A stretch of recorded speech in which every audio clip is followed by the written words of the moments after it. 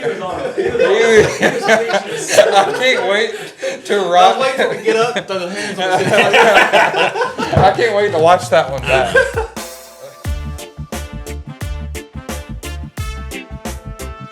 Welcome back to episode 3 of the Loggerhead Golf Podcast. This morning we are going to be hitting on a quick retake from RBC Heritage, some of the most controversial topics in golf, the golf ball rollback, and slow play. So we'll jump right into it with a quick recap of RBC. Fitzpatrick coming on top with the the end of the playoff with Spieth. What you guys think about that? Yeah, nice win for Fitzpatrick there in a playoff in an elevated event. Thoughts on RBC Heritage being an elevated event? I think it was RBC being one of the largest sponsors of the PGA Tour. Yeah. They're like, we need players, and a lot of talk before this week about players being burnt out and stuff. It's like, wah, you're playing golf And playing for a lot of money. I would say from a spectator standpoint, it's like it's almost, I don't want to say letdown, but it's almost it's a harder to get excited for a week coming right off the Masters and going straight into RBC. I mean, and not too far away from us, so we understand kind of the style of golf that the players are going to play after Augusta. So I think golf course-wise, it's a great transition. It's something completely different. Yeah, a lot of contrast in golf course. But, for the most part, I've always enjoyed watching it because you see guys you typically don't see. The PGA, normal broadcasts are only going to show you the guys making the putts or the guys that are falling out of the lead. So you go to the RBC Heritage, look at Jimmy Walker this week. Obviously he's had some health issues the last few years. It was great to see him up there after 2 rounds. Yeah, back on the leaderboard again. That was awesome. He has some different stuff in his golf bag this week, didn't he, Kyle? Absolutely, yeah. The biggest change is going to the auto flex and the driver in the fairway woods. Titleist made him a 6 set of blackout blades and back with the old Spider X. Yeah. So it was kind of cool to see how, like with the auto flex being a little bit softer loading profile. For those of you that don't know, Jimmy Walker, has Lyme disease and has been suffering essentially since he won his major, right? Yeah. So I think with that profile, it allows him to generate some additional speed without all that force being put on his body. So I think for him, it was a spark of motivation when he tested these, because it's like, wow, I can compete again because I'm producing some speed I haven't seen since this has happened. So I feel like we're going to see him kind of make a resurgence, because I think this week was a huge confidence booster, because if you've watched his interviews, I don't know if I'm ever going to play golf again. He's got his ranch that he... I was going to say, I think as of last year, he was technically packed in, retired, and then he was able, because he's top 50 in overall earners category, he got a free, essentially a free season, right? So he's going off top 50 exemptions this year, and I guess he's wanting to chase it again, because I think a year ago he wasn't even going to play. I say that's good for him, and talk about somebody that's not afraid to try something new. I mean, steel shaft in his go all the way driver. from a Dynamic Gold X100 and a driver to Auto Flex. That's our kind of guy right there. Exactly. Yeah. And obviously it didn't pan out for him. I'm still, I think, top 20. Yeah, so, absolutely. I mean, great week for Jimmy Walker. Great week for Matt Fitzpatrick. People, he won the U.S. Open last year, which was fantastic. At the same place he won the U.S. Am. After that, I think this year he's been struggling with some injuries. His play hasn't been great. Right. But it seems like players, conditions were terrible, played really well. Masters, conditions were terrible, played really well. Yeah. So it's, typically you see the trends. Not surprised at all to see him up there. He's definitely had a couple of good weeks, and now he's got him a plaid jacket he can add to the closet. Absolutely, and I think it goes back to what we've hit on before. He's changed his game to keep up. Mm-hmm. He's putting in time at the gym, putting in time with his trainers, as not just golf but fitness. And for him, he averaged, I think, 303 yards this week off the tee. And not to make fun of someone for being shorter, but he's not the tallest person. So for him to generate that speed is just so impressive. And it goes back to hit it that far, you have to be athletic. It is a skill, and he's put in the time to develop that skill. And then to hit that iron to, a foot, to basically seal the win was just so impressive after, 21 total holes, 20 holes, somewhere like that. Yeah, 3 holes in a playoff. Yeah, and obviously Spieth played really well this week. He always seems to play well there. I mean, I won it last year. It's a golf course that suits his game, for sure. For the most part, though, if you guys looked at those last few holes, being that pace of play was a topic at the Masters, we see that final pairing, Cantlay, Spieth, Fitzpatrick. How about that delay on 14? Yeah. Is pace of play an issue? Absolutely. I mean, it's obviously an issue. Now, is it an issue on the PGA Tour? Does it matter on the PGA Tour? Or is the PGA Tour ever going to do anything about pace of play on it? See, I'm fully I believe that it's not a player issue. I think it's 100% the PGA Tour's issue. They don't enforce their own rules of golf. Well, why would they? If the rounds take longer, they just have more coverage time that they can sell ad revenue for. That's a good point. Didn't think about that.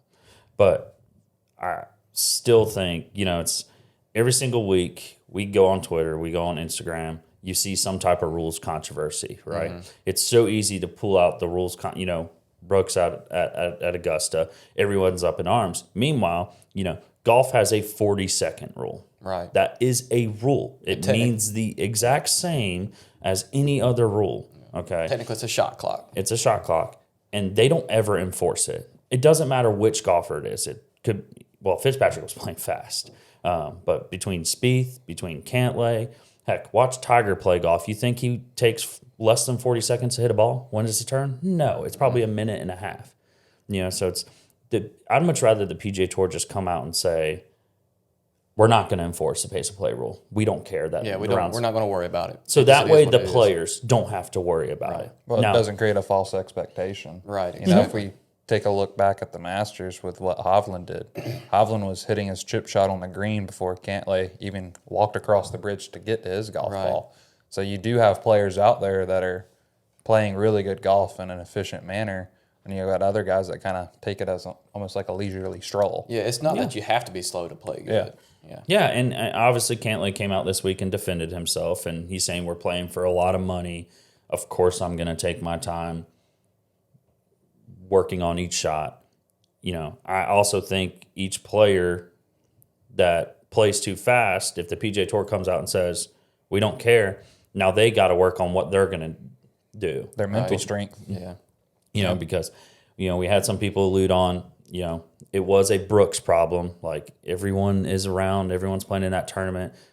It's not just about him. We completely understand that as well, that the player needs to adapt. The fast player needs to adapt. The slow player needs to adapt. Yeah, for sure. I think especially with this big resurgent, that golf's had, I think we've got to figure out a way to find that balance point. Your general guy or girl that's worked 40 to 60 hours in that work week that wants to get out and play golf, they may not want to be on a golf course for 6.5, 7 hours.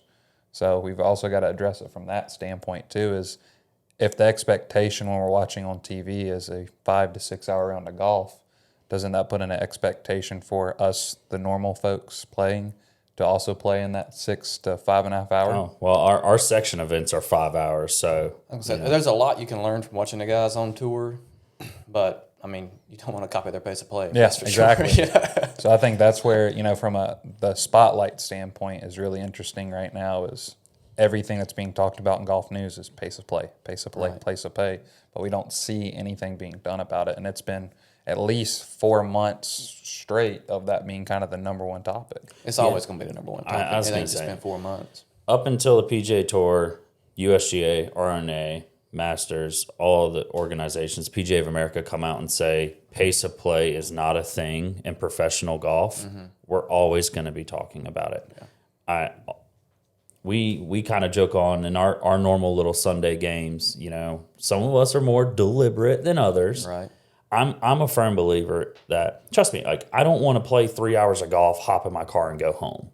I enjoy the overall experience of golf, right? Yeah. I don't want to be out there for 4 hours and 15 minutes, but I also don't want to race and feel like I'm having to play catch up every single shot as well. Yeah, I don't want to play polo just to play polo. Oh, exactly. You know, But at the same time, I want to play people. fast. Talk with the people in your group, Yeah. right? And this is more to the everyday golfer, right? Talk with the people in your group, right? Just make sure when it's your turn to hit, you're ready, okay? But that does not mean playing polo. Trust me, if you're teeing off on Saturday at 10:20 and you're twosome, you're not going to play fast. No.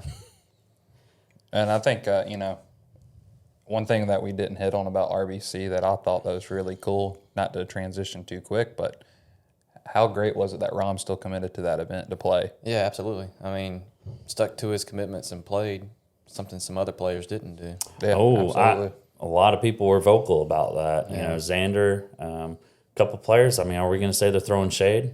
McIlroy, where were you at? You know.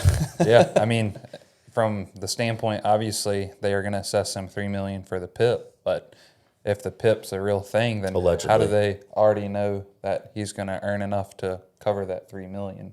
Where you've got a guy like Rahm who said, "Yeah, I'm tired, but I made a commitment to the fans. They bought the tickets because I'm going to be there. I'm going to perform and play golf for them." I think that just goes leaps and bounds about what his character is about. I think it was great. Yeah, for sure. I think Ryan probably won some fans last week by doing that for sure. Yeah, because we hear with some of our clients that come in the shop, they say Rahm's a great golfer. I can't really relate to him though because he's kind of, he blocks himself off Right. in interviews. He's super scripted. Essentially, it's like the Tiger. I hit the ball well, playing well. What more do you want me to talk about, right? So seeing him kind of, sit back a little bit, get on the broadcast, talk with the guys, talk some golf was really cool to see. Yeah, it was cool. But more or less kind of on the Rory aspects, what is going on with him right now? I think he's got some demons going on right now. Yeah, I mean, especially, he tried to bring the old spark back with the putter, and I thought that was really confusing from my standpoint since that's kind of my forte as putting is, statistically speaking, with that spider or a mallet style, he's always putted better. Right. And then a few weeks before going into a major championship, you change what I feel is the most important club in the bag. I think there's a lot of mental, battles he might be fighting there. And it shows how good of a golfer he is. He's one of the most talented golfers of all time, but chops that's a chop to cut your driver to 44 inches, completely switch your putter.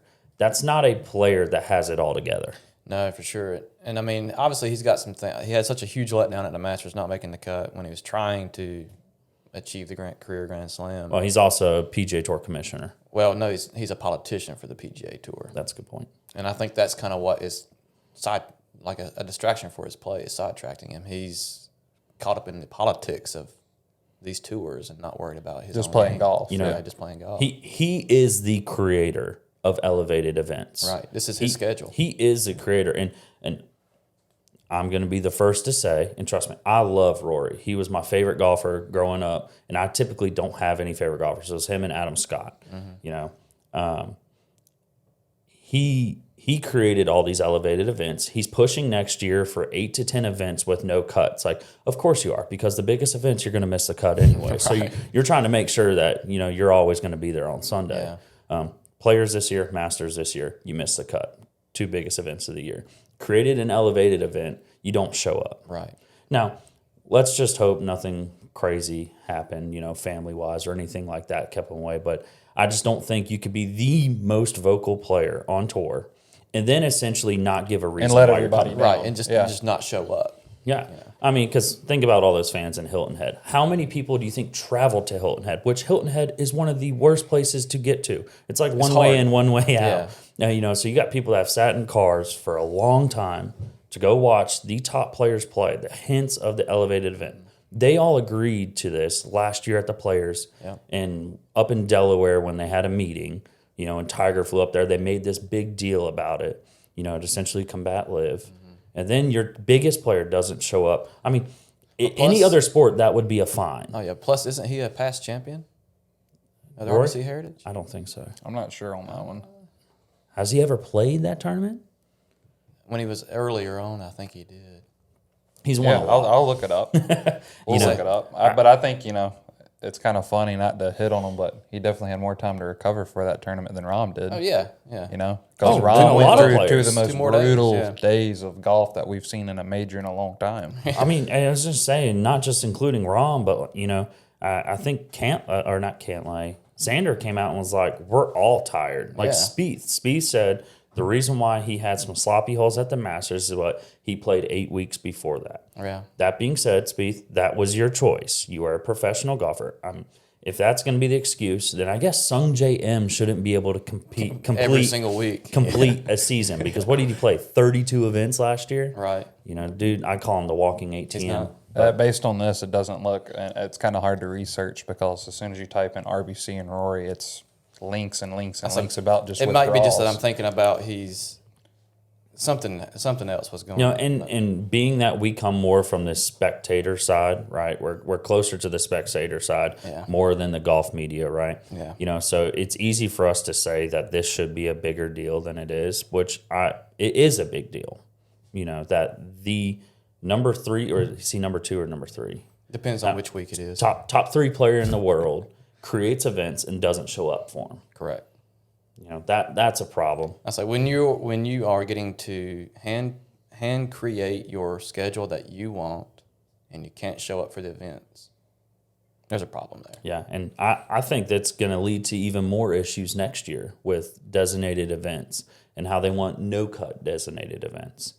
Because now we're learning what RBC won't have that field probably in a long time. Right. Not until the next time it comes around as an elevated event again. And it didn't have that field before. But the nice thing is it's led to great winners. You know, local guy Wesley Bryan won it. Spieth won it multiple times now. What's his name? Shidoshi Kittyar, gentleman won it a few years ago that not many people heard of on tour. Right. You know, so I think it's definitely. It has had some unique winners for sure. But it's just one of those events, just like the RBC Canadian is the week before the Open Championship, Right. so it doesn't get a good huge- field. Yeah. especially since most of the players which I guess is it going to be elevated at some point too, What was that? the Canadian, I think they are doing it. Yeah. because that'll play an intricate role as they prepare for a major now. Because again, they set up these events, so for them to stack it on either the front end or the back end of a major, that's kind of a little bit confusing as well. Well, and the PGA Tour has to do it because their sponsors is how they get the money. Correct. So RBC essentially said, if you want to fork out all this money, you need to bring players to our events. If you want us to keep putting more money in, you need to guarantee players, which I think is definitely makes sense. Yeah. And I think something, to maybe not overlook about it either is how cool would it be for these elevated events that are happening if one of those rookies come out and win it, if one of these guys who they're playing on a sponsor's exemption or they Monday qualified and they make the cut, they're not getting the same paycheck they would have 3 years ago. Mm-hmm. So I think there is a benefit to the elevated events in terms of having a bigger purse. But on the same token, if a player withdraws, they should add another player back into the field because that's something they did not do. Yeah. So You give someone a chance to play for that. absolutely, because if you were the 51st guy on the list, you didn't get in, Yeah. even though someone withdrew. So I feel like that's one thing that they'll need to look at. Yeah. So kind of like going back to that slow play topic, one of the other things that's been hot is the golf ball rollback. Right. And with the weather and the conditions that were in play at Augusta and even at RBC, those guys were hitting the modern golf ball 260 off the tee, not 330, not 310. Right. They were hitting it 260 yards. If they had a limited flight ball and let's say they go from 260 to 240, how much slower would it have been? I say, well, Saturday morning at Augusta, would they have been able to reach the fairway on 18? No, no chance. Because they were barely reaching it in the first place. As much as people want to hear it, there is not a distance issue in the game of I was golf. just about to ask, is the USGA, are they searching for a solution to a problem that doesn't exist? Especially right now when golf's the healthiest it's ever been. Right. So let's throw up a red flag and try to change everything and just shift this momentum that we have. Well, USGA is not known for making great decisions. I was gonna say, well, they're known for any time, I think you have to look back to when Webb Simpson won the U.S. Open at Olympia or at an Olympic club. He did it with an anchored putter. What happened a couple years later? Anchor ban. which anchoring is still going on.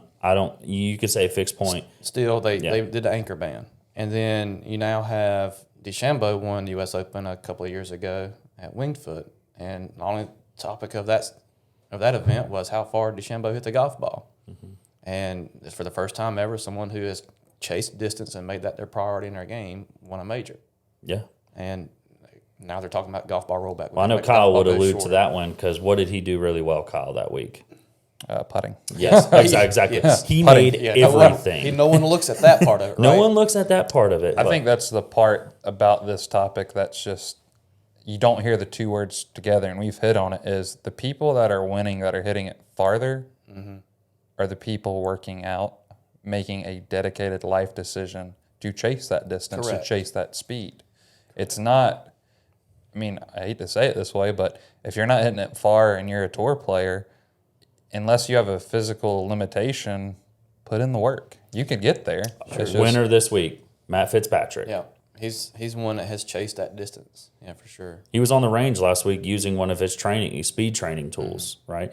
Jordan Spieth's chasing distance as well. Yeah. You know, if you're going to play that top level of golf, you need to hit it far. Well, it comes down to what we have learned with strokes gained statistics. Correct. When we look at strokes gained statistics, we find out that it doesn't matter really where you hit the golf ball. It's how far you are from the hole. Mm-hmm. If you can get it to the hole, closer to the hole in one stroke, then your chances of scoring from that position are far lower than what they are if you're 100 yards further back. You know, the distance off the tee is the number one predictor in the score you will shoot. Yeah, and I just think they're creating a problem that doesn't exist. Now, that being said, to the everyday golfer, if these manufacturers have to create a golf ball for tour golfers, they're going to have to save money elsewhere.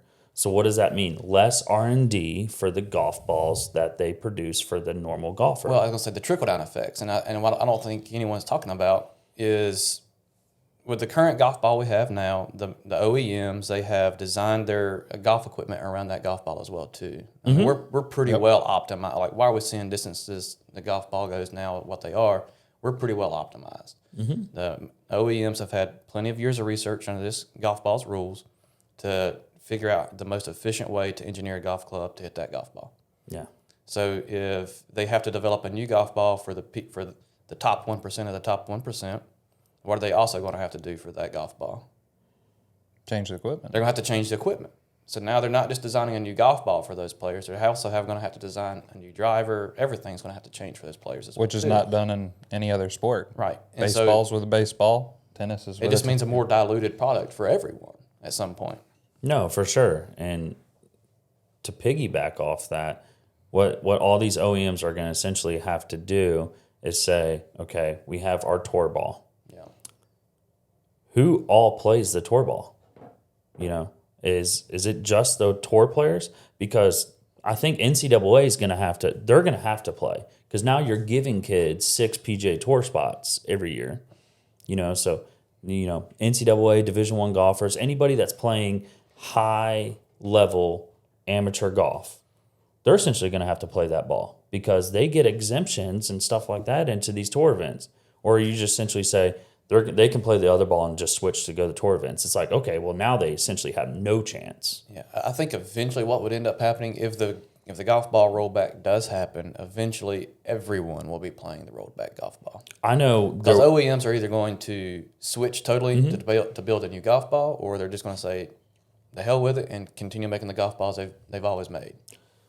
Now, the USG, when they came out and brought out the statement, right, as to why they believe we should have a ball rollback, they said golf courses are having to use funds that they don't have to lengthen golf courses. Right. How many golf courses do you two know that directly affects you guys are having to add tee boxes and stuff? 0. I haven't played one yet. Exactly. Now, I've played some. I wouldn't have minded there being a tee box further back. Yeah. Well, I think On it a hole goes back somewhere here or to, there. Caleb does not like to tee it forward. well, from my standpoint, because I try to look at it from, every angle, golf's gotten easier, not because of the golf ball. Right. why are we not talking about, well, how wide the fairways have gotten on the PGA Tour, how short the rough has gotten, how manicured the fairways are? I was going to How ask. firm and fast. Firm and fast is easy for better golfers. Oh yeah. Well, are there other ways that the USGA could solve these issues? Yeah, and that's what I want to bring up, because the USGA is saying every course is having to add length to preserve the course's original design, right? The courses that aren't even worried about money are going to do that anyways. Augusta was going to lengthen 13 whether there's a rollback or not. Right. Pinehurst number 2 is going to lengthen their golf course because they have the money. It doesn't matter. So the USGA to come out and say that courses essentially can't keep up and it's ruining the designs, well, it's like you're going to the 1% of golf courses that already have the funds to do anything they want to do to that golf course. Right. So you're you're doing something that doesn't exist. You're creating your own narrative. Exactly. Especially with the rounds being the highest they've ever been.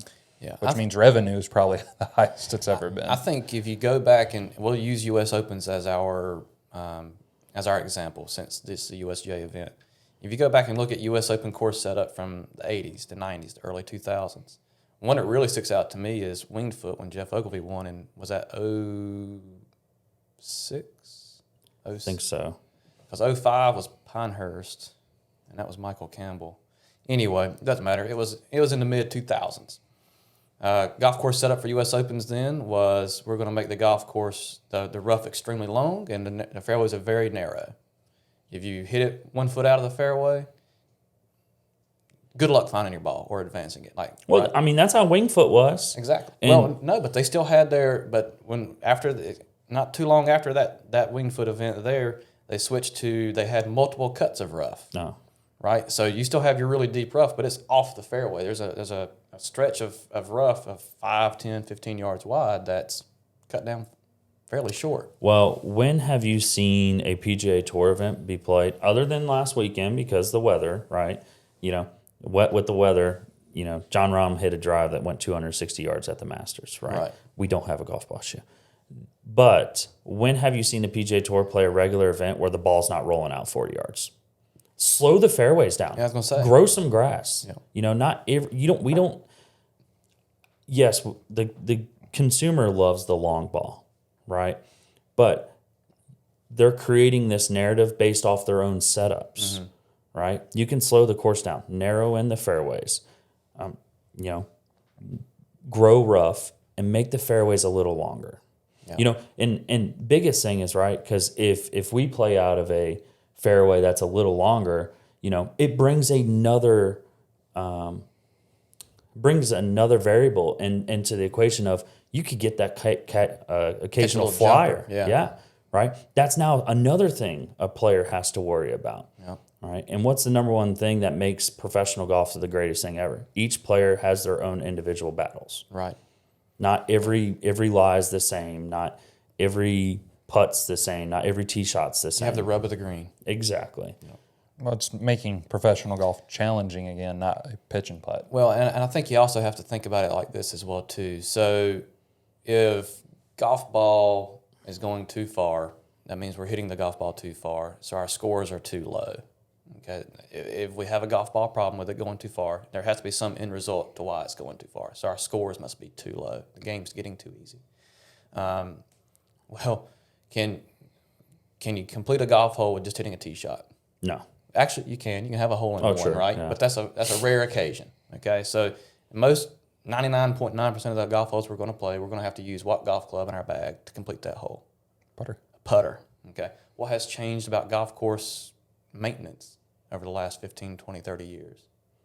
Oh, well, a lot. That can be. But talking about the putting green, We've gotten faster. they've gotten faster, smoother. They're just better surfaces to putt on. Better surfaces. So why are we shooting lower? Why are professional golfers on the top tours shooting lower scores every week? They're playing the best conditions there is in golf. Because at the end of the day, you still got to make putts, and they're putting on the best putting surfaces possible. Well, we trust me, when we all go play better courses that we know we're going to play better conditions. Right. I would probably say, especially you guys probably agree, we typically play better golf. And I always tell my students, especially, if you're going to play a better manicured golf course, you're probably going to be 2 or 3 shots better that round. just based off you're going to have better lies. Everything's going to be a little easier. Sand in the bunkers. Oh, let's not get started on that. After that nightmare on Sunday. But anyway, I think that's what you got to really look at is it's not just one aspect of the game that's making professional golfers shoot lower scores. It's the game as a whole. We've gotten pretty smart with golf instruction, golf club fitting, how the golf courses are designed and manicured. The game's just getting evolved. much better. It's evolved, right? Every sport evolves every time. And it goes back to the equipment, right? We noticed something with my driver this weekend that essentially I lost like 500 RPMs of spin. So what do we have at our disposal now? Is that I can come in here the next day, tweak my driver, tweak my setup to get a different result. Correct. Right? Now, that's not an equipment issue. That's an asset. Yeah. Right? Because your golf swing is going to change week to week. You're going to have different ball flights, and that's what the tour guys are doing every week, except they're the best at it. Correct. Right? I'm nowhere near on that level. Yeah. I can hit some of the shots, but I have that same access as they do. The And that's the cool possibilities thing. are there, right? Yeah. And that even for the normal golfer, the weekend warrior, the same. Well, and I was just going to allude to, I think what also is probably the best thing about the game of golf as a whole in general and with professional tours is that when you watch those players on TV and they hit those amazing shots and they shoot those amazing scores, they're playing with essentially the exact same equipment that you are playing with at home. Yeah. Right? We play with the same golf ball. We play with the same golf clubs. They're built under the same rules. Mm-hmm. So if we end up with a rule bifurcation where tour players are playing with one set of rules and we're playing with another, we no longer have that ability to compare ourselves directly to the top golfers in the world. Yeah, for sure. See where we stand. Now, I'm never afraid of change, right? And I've always thought that, maybe Augusta would be the first place to do it. I do think it would be. You can make a point that the PGA Tour players, every PGA Tour player has to play the same golf ball. Now there are other ways around it. I think there's other ways around a ball rollback, right? I don't think performance needs to be taken out of anything. We've done so much. The OEMs have done so much. The golfer has done so much to elevate their games, right? But I think what the USGA, what everyone's missing is they're going to the extreme. Why don't we go and say, USGA says, at USGA tournaments, a player has to play our golf ball. Right.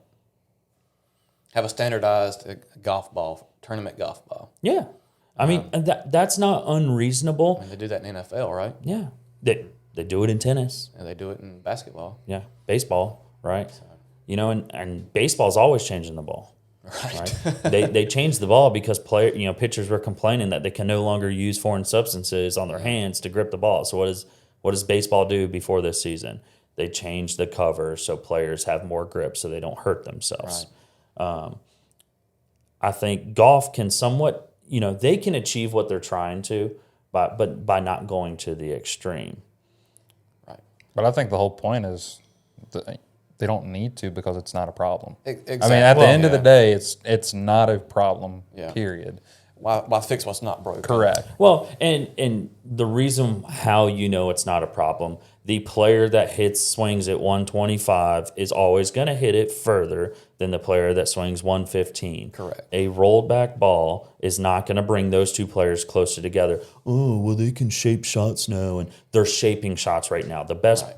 Look at all the shots they were hitting at Augusta. They're hitting 40-yard slices. And so if you really want to make them have to think about and shape shots, instead of having 50-yard wide fairways, have a 20-yard wide fairway. Yep. Because from a ball speed standpoint, let's say the golf ball rollback goes into effect, and you're swinging 120, and let's say that ball speed's 180, and your competitor's swinging 110, let's say that's 163 ball speed. So what is that? I'll say 17 miles per hour in ball speed difference. Yeah. So we roll the golf ball back. Even with a slower ball, those two players are still going to be separated by 17 miles an hour. Well, I was going to say, not only that, Kyle, to those watching and listening, what they essentially come up with for every mile per hour is about 3 yards. Right. Every mile per hour ball speed. So 17 mile per hour difference, they're going to hit it, well over 30 yards separate of each other. And so I think, too, I think you also have to ask the flip side of this. We've talked about from this perspective of the USGA in their decision making process. Let's say the USGA pushes this on through, and I quite honestly feel like the USGA has probably made their mind up already. Oh, it's done. It's a done deal. It's going to happen. So let's say on the flip side of this, from the OEM standpoint, what if they decide to say, okay, well, we know the USGA has made this rule, They have to fund it. but we're not going to build a golf ball for it. Well, yeah, it'd be What because think happened? about like What what happened happens? with Callaway. They had to invest $55 million into a ball plant to make some changes for their current product. If the USGA comes out and says this, who's going to pay for the $100-200 million machines that TaylorMade, Srixon, Titleist, all these companies use? Right. I'm just getting that. What if the OEMs say, no, we're not going to build a golf ball for this? So what's the USGA going to do? Are they going to buy a ball plant and build their own ball, or are they just going to kind of fall into the background? I mean, at that point, if you are, as a governing body, if you create rules that no one follows, are you still the governing body of the game? Yeah, a good point. That's good. Yeah, and has there been one single golf ball manufacturer that has come out since this conversation started essentially 2 months ago that said, you know what, we're going to take this into consideration and we may feel this is a good idea? Not a single one. Not a single one. look They've at all what put out Taylor- statements. I was going to say, well, look at what TaylorMade, their survey they did.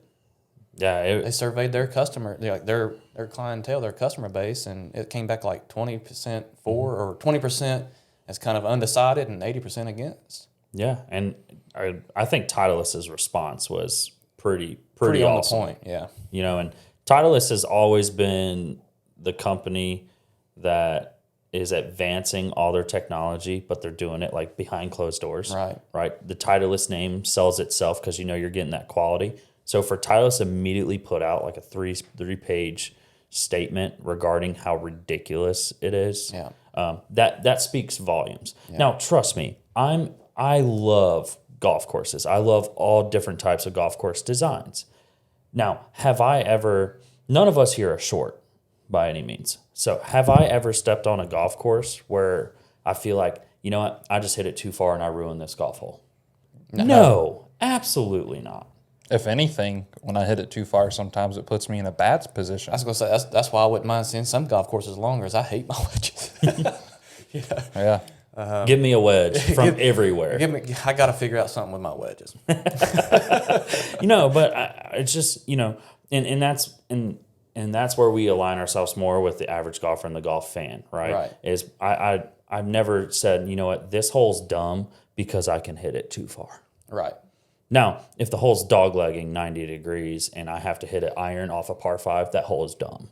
But I don't think we have an issue with distance because we're always going to evolve, right? What if they produce a new golf ball tomorrow and all the tour players get to test it, right? What are they going to do? They're going to immediately they're going to look how Hideki looks on the range. Yep. 9 different drivers, 100 different shafts. They're going to figure out a way to optimize it to get more speed out of it, period. At best, the golf ball rollback is a solution to the problem that the USGA has created for, at best, maybe 10 years, 15 years, until the OEMs figure out how to optimize the equipment for that golf ball. Do you think the USG is panicking because they've done such a bad job at US Open course setups of recent? That's what I think they're trying to find a way to double down on their events. Yeah. Now, obviously, they weren't able to mess up Boston last year because that golf course, I mean, it's kind of like routed through the rocks. Yeah. There's not much they can do there to mess up that design. But, obviously, the number one, why am I blanking on Long Island? What's Shinnecock, when Zach Johnson, they lost the course. I just think the USGA is like trying to make sure they don't have that problem again. And that's why I say I just go back to the, since Mike Davis started doing U.S. Open course setups. I think he's no longer doing it now. He's not, but they've still continued with that graduated rough program where the rough gets longer as it gets further from the center line of the fairway. I think it's just giving golfers or those top players too many options to play those holes. If you really want to make a golfer think about pulling a driver and hitting a 350-yard drive, make there be a consequence if you missed a fairway on that 350-yard line. Mm-hmm. You're in 6 inches of rough. Yeah. And End of the story. You know, and that's the thing. You brought it up earlier, the strokes gain statistics. That's what runs golf now. No one looks at greens in regulation. Those stats are of old. Everything's about strokes gain, how close you get it to a hole from a certain spot. The person that's always closest to the hole is always going to have a stronger chance to make a better score. Correct. Okay? So give someone a rolled back ball, right? That's closer is still going to have a better chance. Correct. Yeah, and I think I if anything, Augusta this year debunked why we needed a rollback. Right. Well, I mean, just look at number 13. Yeah, So they moved the hole back, and it got easier. and it got easier. They It shot played lower on easier it this than- year than it did last year. Yeah, and the reason why is because they made that fairway now 100 yards wide. They can't hit it into the trouble. They No. can't reach it. They failed on that. That's what I was going to bring up. We didn't bring it up on our recap, Right. But I think it averaged like 4.9, and the year before was like 4.77, Yeah. right? Or this year was 4.77. yeah, I was gonna say it's The the other previous way. year was like 4.9. Right. It got easier because they hit the fairway more often. They couldn't blow it right They didn't get into the penalized trees. for Yeah. a miss hit. Because the biggest penalty before they moved the tee box back was if you hit it just a hair right of your line off the tee, you're up in the pine straw in the tree. Well, and then what were the long hitters having to do? They were having to hug that left side. Yeah. And what is that going to do? If you clap, if you touch one of those trees, no telling what that Right. ball's going to go, where it's going to go. Well, I think one thing that we really haven't hit on about this golf ball rollback that I just keep, because so many of our clients come in to us to see us about, hey, how do I hit the ball further? You know, I'm 67 years old, got a knee replacement, or I'm 44, had a back injury. Autoflex. I'm hitting, yeah. But it's if they roll the golf ball back, and let's say that customer who's on the fence about staying with the game of golf or leaving it completely because they just don't have any distance. Let's say they hit driver 150 yards, their golf ball gets rolled back, and now they're hitting driver 120. right. We've now lost that percentage, and I feel like, especially from an age group perspective, we're going to lose a huge chunk of this momentum that we've got because now we're limiting what the person is capable of because of a limited flight ball, Right. even though physically, whether, hearing impaired, vision impaired, amputee, whatever the case may be, now they cannot play the game of golf to the extent that they want. So now they leave the sport. Right.